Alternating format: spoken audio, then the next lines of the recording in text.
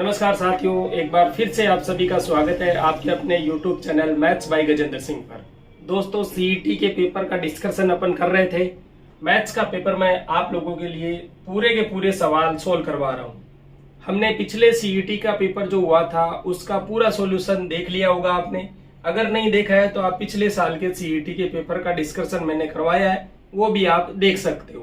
पूरा सॉल्यूशन अपन ने अच्छी तरीके से करवाया है। अब जो सीईटी ग्रेजुएशन लेवल के पेपर हुए हैं उन 4 पेपर का सॉल्यूशन भी अपन कर रहे हैं। एक पेपर का सॉल्यूशन अपना हो चुका है। आज अपन 27 तारीख का जो दूसरी शिफ्ट में पेपर हुआ है उसका सॉल्यूशन करेंगे। पेपर बहुत अच्छे आए थे, आप सभी को पता है, और आपने देखा भी था कि पेपर जो अपन ने सवाल किए थे पहले उन्हीं सवालों से हूबहू सवाल पूछे गए। मैंने पहले भी कहा था कि आप इन सवालों को एक बार जरूर देख के जाना, इनसे सवाल 100% बनेंगे और वहां से सवाल 100% बने भी हैं। मैं ये नहीं कह रहा मेरा पढ़ाया हुआ सब कुछ आ रहा है यहाँ पर, लेकिन अगर आपने वहां से थोड़ी बहुत मेहनत की होती तो आप अच्छे से सवाल को सोल्व कर पाते। दूसरी बात यह कि अभी जो 10+2 वाले मेरे साथी हैं उन साथियों के लिए निवेदन है कि जल्दी से जल्दी, आज लास्ट डेट है, फॉर्म भर देना। दूसरी बात ये कि जो पेपर अभी हुए हैं इन चारों पेपर को आपको अच्छे से देखना है। सवाल कहाँ से पुटअप हुए हैं, कौन सा टॉपिक ज्यादा पूछा गया है, तो वो भी आप अच्छे से एनालिसिस करेंगे। पेपर को देखेंगे। चारों पेपर आपको देखना है और चारों को सोल्व करना है। ये चारों तो करने ही करने हैं, इसके साथ 10 पेपर जो पिछले साल हुए हैं उनको भी आपको देखना है। 14 पेपर आपके पास है, 20 दिन आपके पास है, तो डेली का एक पेपर लगाएं अच्छे से और देखें सवाल कहाँ से पुटअप हुए हैं। चलो अपन देखते हैं कि जो सवाल आए हैं मैथ के उन सवालों को सॉल्यूशन देखते हैं। पहला है कि 11 अवलोकनों का औसत जो आपको दिया है वो कह रहा है 50 है। यहां अपन देखेंगे 11 अवलोकन और उनका औसत उसने कहा है 11 अवलोकनों का। मैं सवाल नहीं लिख रहा हूं,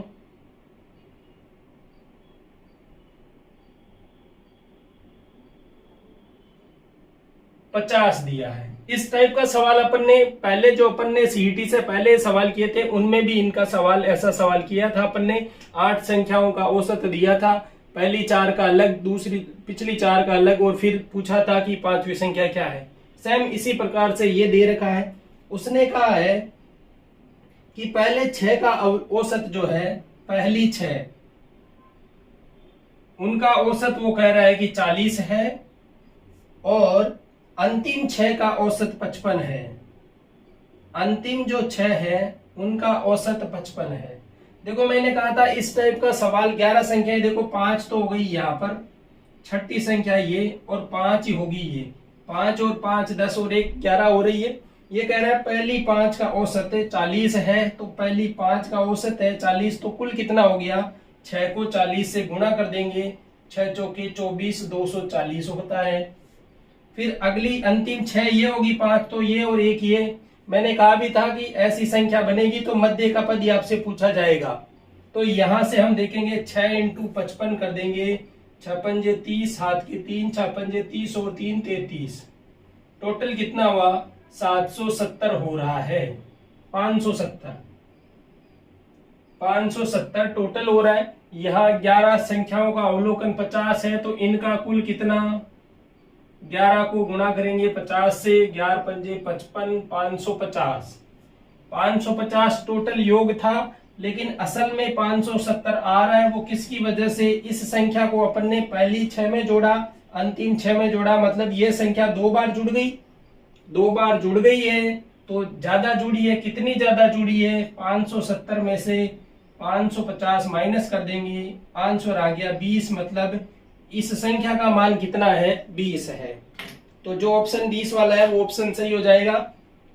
इस टाइप का सवाल अपन ने पहले भी किया था। मैंने कहा भी था सवाल पुटअप होने के ज्यादा चांसेस है, और सवाल पुटअप हुआ भी है।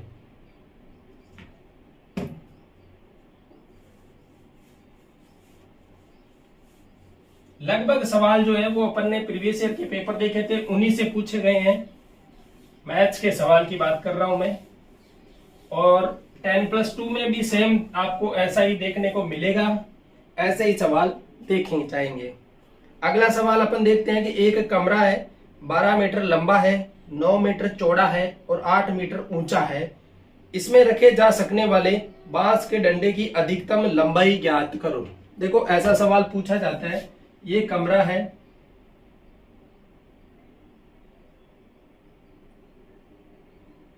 आप सभी ने कमरा देखा है, आपके घर में जो कमरा है उसमें हम अधिकतम लंबा बांस कैसे रख सकते हैं। नीचे वाले कोने से सामने वाला जो ऊपर वाला कोना है वहां पर अपन रखेंगे तो हम उससे लंबा जो बांस है वो नहीं रख सकते।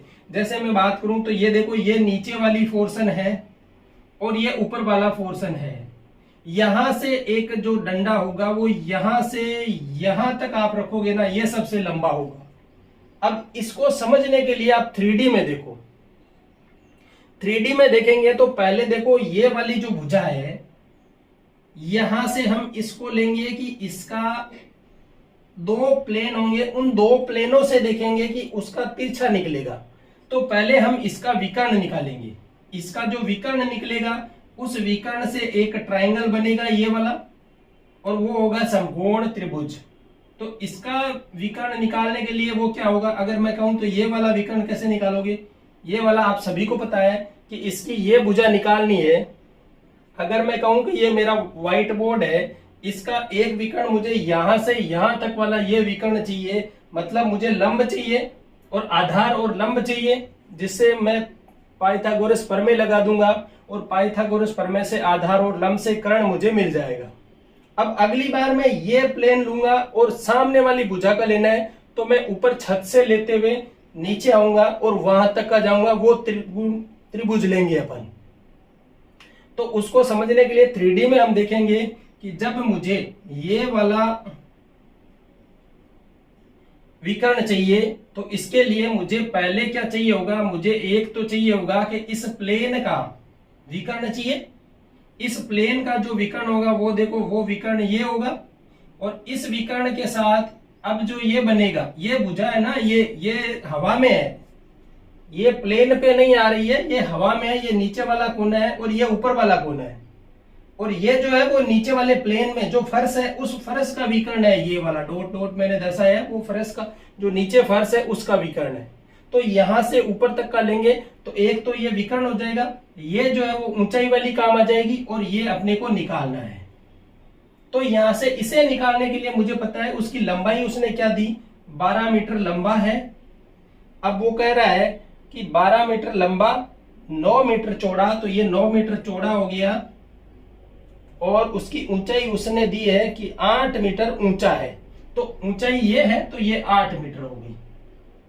अब देखो यहां मैं इस भुजा को निकाल सकता हूं, ये क्या होगी, इन दोनों का वर्ग करके जोड़ना है, क्योंकि पाइथागोरस प्रमेय कहता है कि कर्ण का स्क्वायर हम करेंगे वो लंब का स्क्वायर प्लस आधार का स्क्वायर होगा। यहां से इस भुजा को मैं निकालने की कोशिश कर रहा हूं, नाम दे देता हूं AB, और ये C। AB निकाल रहा हूं तो AB का जो स्क्वायर होगा वो 12 का स्क्वायर प्लस 9 का स्क्वायर होगा। अब देखो या तो आप इसे सोल्व कर लो, अगर सोल्व करते हो तो सबसे बढ़िया है, नहीं करते हो तो भी कोई दिक्कत नहीं है, बाद में सोल्व करेंगे। इसका एक फॉर्मूला जनरेट करके आपको बताऊंगा। सीधा फॉर्मूला होता है कि जब सबसे बड़े बांस या सबसे बड़ा जो छड़ रख सकते हैं अपन, उसका सीधा फॉर्मूला है आधार का स्क्वायर प्लस लंब का स्क्वायर प्लस ऊंचाई का स्क्वायर का रूट लेना होता है। लेकिन वो कैसे आया वो समझ लेते हैं। यहां से मैं कहूंगा 12 का वर्ग 144 प्लस ये हो गया 81, इन्हें जोड़ो, 8 4 और 1 5, 8 और 4 12, 7 की 1 और 1 2, 225 किसका होता है, 15 का वर्ग होता है। 15 का वर्ग करते हैं तो कितना आता है, 225 ही आता होगा। तो 15 का वर्ग होता है, मतलब AB का मान आ गया 15, ये भुजा हो गई 15, ये हो गई 8, तो ये भुजा निकाल सकते हैं। अब देखो ये भुजा कैसे होगी, यही वही करना निकालना है। सेम AC का स्क्वायर जो आएगा वो आएगा AB का स्क्वायर प्लस BC का स्क्वायर। AB का स्क्वायर 15 का स्क्वायर वापस वही 225। अब देखो मैंने कहा था नहीं निकालते हो तो भी चलेगा, क्योंकि ये एज इट इज यहाँ पर लिख देते अपन। अब पहले 15 निकाला, फिर से इसका वर्ग करना है तो फायदा क्या मिला, इसलिए अब 8 का करेंगे तो 8 का 64।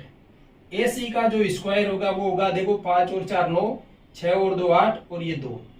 यहां से हम देखेंगे ये 17 का क्या हो रहा है, वर्ग हो रहा है, तो 17 जो है वो इसका आंसर हो जाएगा। इसमें जो सबसे बड़ा बांस रख सकते हो वो 17 मीटर का आप रख सकते हो। सीधा फॉर्मूला भी हम देख लेते हैं, वो होगा सबसे बड़े बांस का रूट में लंबाई का स्क्वायर प्लस चौड़ाई का स्क्वायर प्लस ऊंचाई का स्क्वायर, और इस पूरे का रूट ले लेंगे। ये होता है सबसे बड़ी छड़, या हम कह सकते हैं इसे घनाभ का विकर्ण।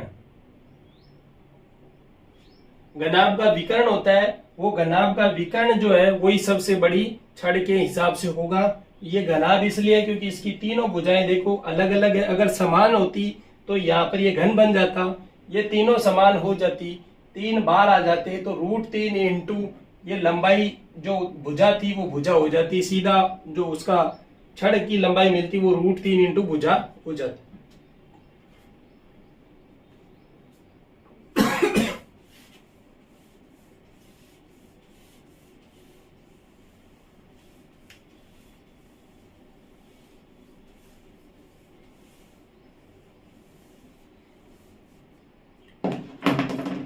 देखो अगला सवाल कह रहा है कि एक गोलाकार बाग के चारों ओर वर्तुल पथ पे जिसकी आंतरिक परिधि आपको दे रखी है 660 मीटर है, यदि 14 मीटर चौड़ा पथ हो तो इसकी बाह्य परिधि की जो त्रिज्या है वो आपसे पूछी है। एक गोलाकार वृत्त, ये कोई बाग है और इसकी जो आंतरिक परिधि है वो 660 मीटर दे रखी है। इसके बाहर एक वर्तुलाकार रास्ता है और वो कह रहा है ये जो रास्ता है वो 14 मीटर का है, ये 14 मीटर का है, और आंतरिक परिधि जो दे रखी है ये पूरी परिधि जो है 2πr, ये कितनी है 660, परिधि होती है 2πr, ये है 660, मान रख दो 2 इंटू 22/7 इंटू r हमें निकालना है, 660 कर देंगे, 22 का भाग 3 बार, 22 66, यहां से ये कट जाएगा 15 बार, r आ गया 15 इंटू 7, करो 15 को 7 से गुणा, 105 हो गया।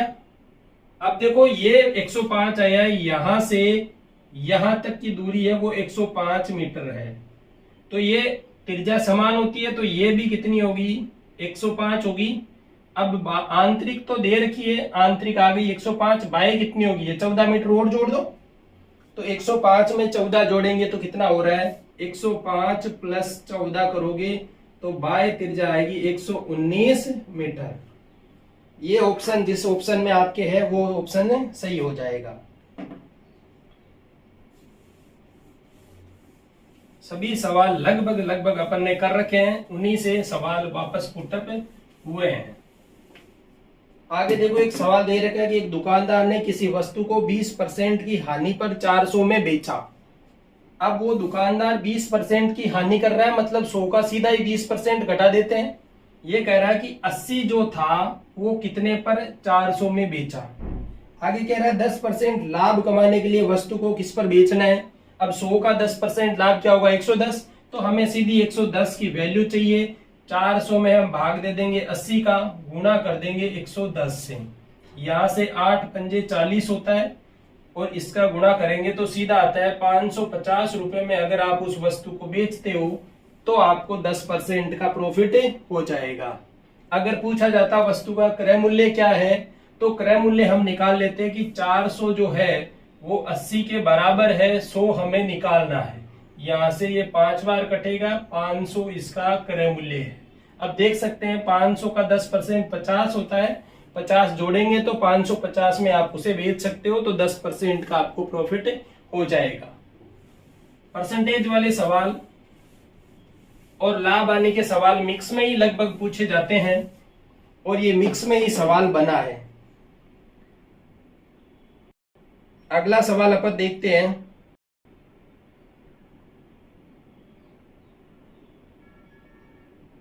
सवाल सभी अच्छे आए थे, सवाल सभी के सभी ऐसे हैं कि आपने अगर ढंग से थोड़ी भी मेहनत की हो, टॉपिक को अगर सरसरी तौर से भी अपना आपने देखा तो आप आसानी से उस सवाल को सोल्व कर पा रहे थे। बाकी मैथ्स के सवाल इतने इजी आए हैं। अगला सवाल देखो, ये कह रहा है 11 से 70 के मध्य ऐसी संख्याएं आपको बतानी है जो 7 से तो भाज्य हो और 3 से भाज्य नहीं हो। 7 से भाज्य होनी चाहिए, 3 से भाज्य नहीं होनी चाहिए। इसका देखेंगे सीधा सीधा मतलब 11 से 70 तक ही देखनी है तो हम देखेंगे 7 का पहाड़ा, आप सबको आता है। 7 से भाज्य है मतलब 7 का पहाड़ा लिख लो। 7 में देखो 11 से बड़ा लिखना है तो 7 तो आएगा नहीं, 14 आएगा।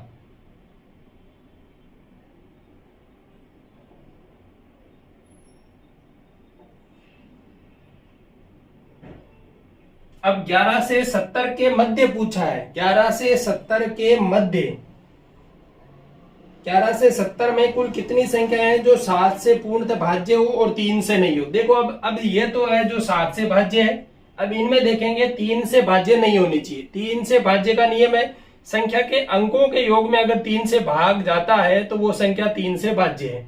या हम देखेंगे 4 और 1 5 जो कि 3 से भाज्य नहीं है, 2 और 1 3 ये 3 से भाज्य है तो इसे हटा देंगे। 8 और 2 10 नहीं है 3 से भाज्य, 3 और 5 8 नहीं है, 4 और 2 6 ये 3 से भाज्य है, 9 और 4 13 नहीं है, 6 और 5 11 3 से भाज्य नहीं है, 6 और 3 9 ये भी 3 से भाज्य। 3 संख्याओं को हटा दो। अब कितनी संख्याएं बची? 1 2 3 4 5 और 6 संख्याएं ऐसी है जो 7 से भाज्य है और 3 से भाज्य नहीं है। तो हमें संख्याएं देखनी है, वो कितनी संख्याएं आ गई? 6 संख्याएं आ गई।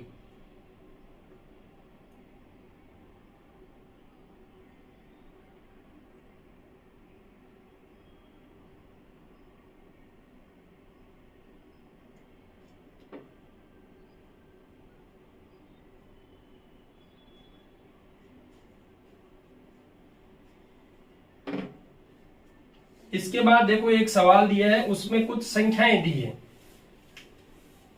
संख्याएं लिख देता हूं मैं। ये कह रहा है 628, फिर कह रहा है 429, इसके बाद कह रहा है 183, इसके बाद 249 और इसके बाद है 416। सवाल को ढंग से पढ़ना है, ये संख्याएं दी है। ऊपर दी गई संख्याओं के क्रम में बाएं से तीसरे स्थान की संख्या के इकाई अंक, बाएं से तीसरे स्थान, बायां इधर है, एक बाएं से तीसरे स्थान पर, 1 2 3 ये तीसरे स्थान पर। अब इसके इकाई का अंक क्या है? 3 है। अब दाएं से चौथे स्थान पर 1 2 3 4, दाएं से चौथे स्थान पर हम देखेंगे, दाएं से चौथा स्थान जो है वो क्या आ रहा है? 429। इसके दाई का अंक क्या है? 2। इनका पूछा है योग, तो 3 + 2 क्या होगा? 5 होगा। 3 + 2 क्या होगा? 5 होगा। 5 वाला ऑप्शन सही हो जाएगा। यह ध्यान रखना, बायां इस तरफ से होता है, दायां इस तरफ से होता है।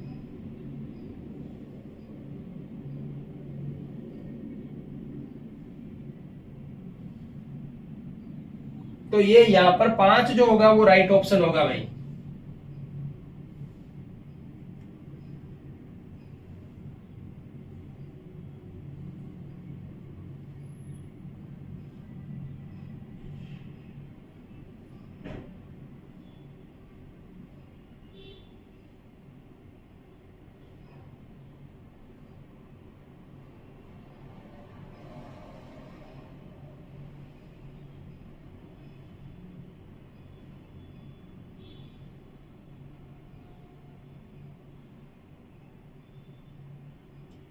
देखो आगे भिन्न वाला सवाल अपन ने पहले किया था, एक भिन्न का सवाल आया है। सवाल ये कह रहा है कि किसी भिन्न के अंश में 15% बढ़ाए। हम मान ली भिन्न x/y है, इसके 15% बढ़ाने का मतलब हो गया ये 115 हो गई गुणा में, और हर में 8% घटा दिए मतलब ये 92 हो गया। घटाने के बाद जो संख्या है वो संख्या आपको 15/16 है। ये नई भिन्न मिली है और पुरानी भिन्न आपसे पूछी गई है। या तो एक मेथड ये है कि इस टाइप से अपन एक्स वाई का मान आ जाएगा, अपने पास x/y जो होगा वो भिन्न हो जाएगी, या बाई ऑप्शन कर सकते हो। बाई ऑप्शन का मतलब है आप एक ऑप्शन उठाओ, उसके अंश में 15% जोड़ो, हर में से 8% घटा तो वैसा भी सिस्टम हो सकता है। अपन यहाँ पर देख लेते हैं। यहां से मैं देखूंगा ये कट रहा है क्या, 5 से ये काटो, 5 तिया 15, 5 से ये काटेंगे 5 दूनी 10 और फिर 5 तिया 15, 23 बार कट गया। अब देखेंगे फिर से यहां पर 23 से देखो, 23 से ये कट रहा है क्या, 4 बार जा सकता है। 23 चौके 92 होता है, ये 4 बार कट गया। इस 4 से ये गया 4 बार, तो x बटे वाई जो है वो आ गया अपना 3/4। तो भिन्न कौन सी हो गई, 3/4 जो है वो भिन्न हो गई। जिस भिन्न का आप अंश अगर बढ़ाते हो तो अंश को 15% बढ़ाना और हर को है जो 8% घटाकर आप कर सकते हो। इसके बाद एक सवाल और बचा है, जो सवाल ये कह रहा है,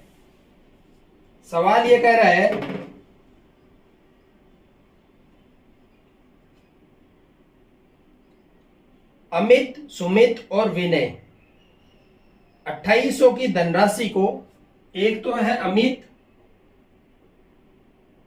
एक है सुमित और एक है विनय, ये 2800 रुपए की धनराशि को 5:6:3 के अनुपात में विभाजित करते हैं। यदि प्रत्येक के हिस्से में 200 रुपए जोड़ दिए जाए तो राशि का अनुपात क्या होगा। पहली बात, 2800 रुपए के टुकड़े करने, यहां हम देखेंगे 6 और 5 11 और 3 14 हो रहा है। 14 का मतलब है 2800, यहां पर हम 1 का मतलब निकाल लेते हैं, 14 दूनी 28 मतलब 200 रुपए प्रत्येक का होता है। इसको 200 से गुणा करेंगे तो ये होगा 1000, इसको करेंगे तो ये 1200, इसको करेंगे तो ये 600। अब कह रहा है प्रत्येक में 200 जोड़ने हैं, प्लस करेंगे प्रत्येक में 200।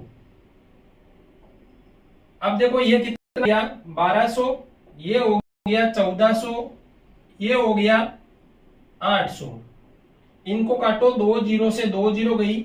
यहां हम देखेंगे 2 से भाग 6 बार, ये 7 बार और ये 4 बार। नया जो अनुपात मिला वो 6:7:4 जो है वो नया अनुपात आपको मिला है।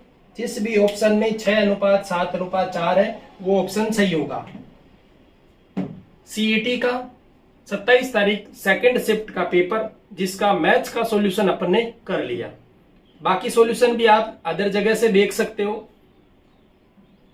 बाकी सॉल्यूशन मिल जाते हैं आपको आसानी से, उनको आप अच्छे से तरीके से, पेपर आपका आ ही रहा है 10/2 का, और जिसने फॉर्म नहीं भरा है वो आज फॉर्म भर दे, लास्ट डेट है। बाकी रेगुलरली तैयारी करते रहो, और तैयारी करोगे तभी मामला बैठेगा, बाकी मुश्किल है क्योंकि 15 लाख प्लस फॉर्म भरे जा चुके हैं और आज की डेट में लगभग 3 लाख तक के फॉर्म भरे जाएंगे।